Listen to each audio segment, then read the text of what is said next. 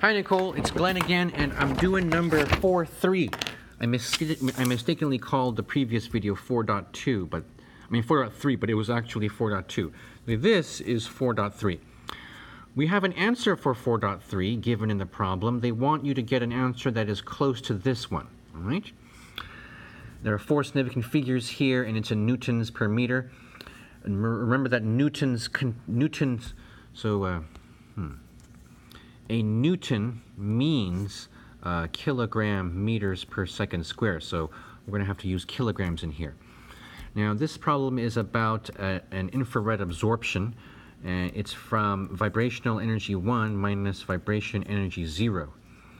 And vibration energy 1 is the quantum number 1 plus 1/2 times h omega naught, where in your textbook omega naught contains the 1 over 2 pi factor, minus the quantum number 0 plus 1/2 h omega naught.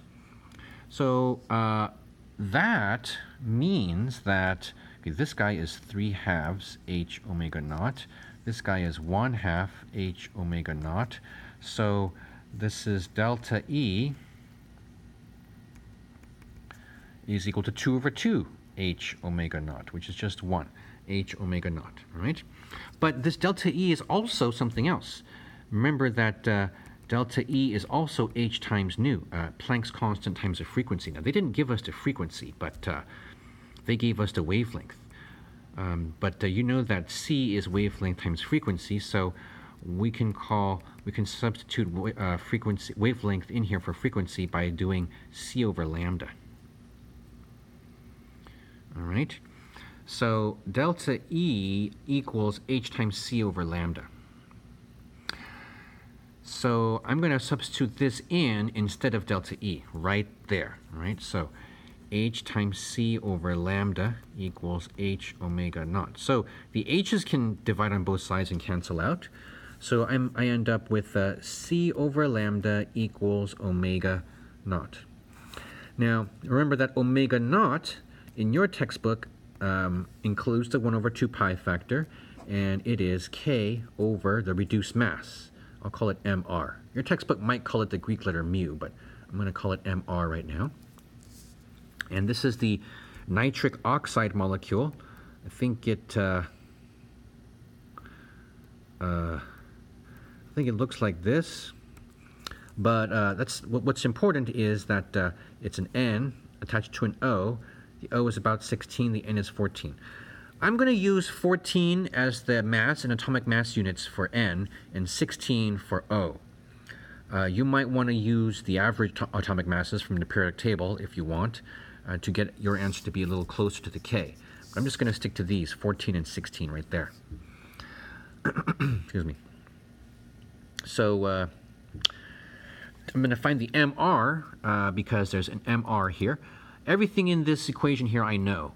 I know the C, I know the lambda that's given to us, I know pi, and I don't know this, I don't know this. But I'm about to figure this out, and then we'll solve for this, okay?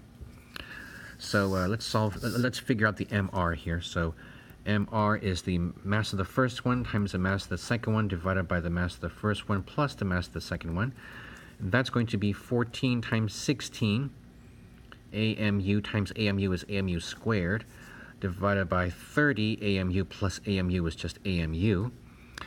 So these AMUs cancel. And I have to convert AMU to kilograms, remember, because they want the answer in newtons, and newtons contains kilograms, not AMU. So you know that there is Avogadro's number of AMUs in a gram, but we want to do this in kilograms, so we need to do Avogadro's number times 1,000. So I could put a 26 there instead of a 23. So that's going to be MR, all right? So I know what MR is. So let's clean this up a little bit. So C over lambda equals 1 over 2 pi root K over MR. I know what MR is, I know what C is, lambda was given. Now I'm going to solve for K. To solve for K, I square everything, so, oh, sorry, the phone is flickering here. Is that better? Okay, that's better. So, square everything. C squared over lambda squared equals 1 over 4 pi squared k over mr. Now solve for k. Move everything over. Multiply everything by 4 pi squared mr.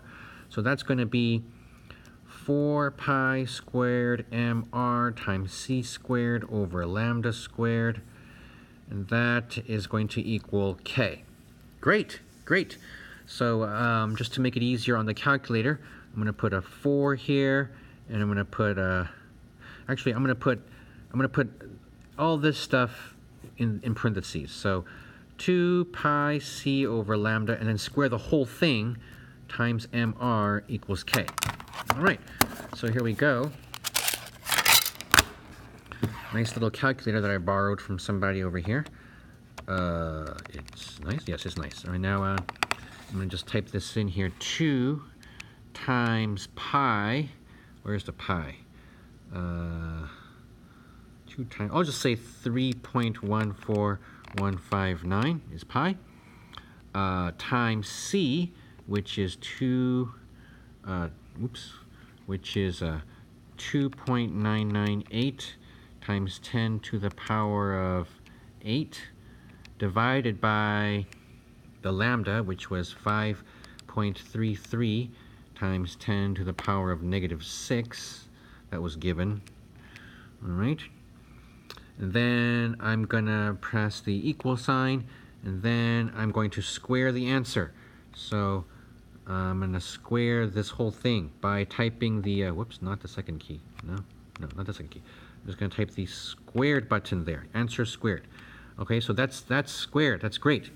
Now I'm going to multiply this by the mr and see what I get. So this was the mr, 14.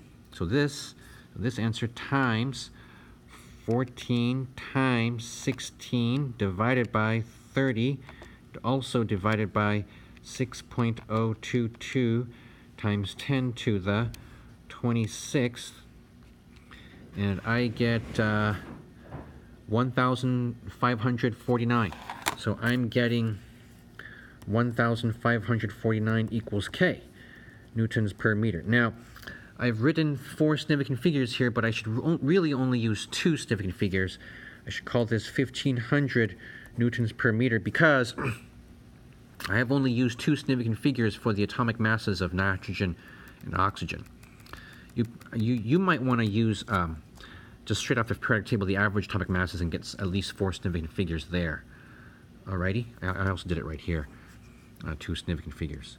So their answer is this, and our answer, or my answer, is pretty close. Even if you use the whole average atomic masses from the periodic table, I don't think you're going to get exactly this. I think you're going to get something very close, but not quite 1595. Okay, and that's it. Please let me know in the chat if you have any questions.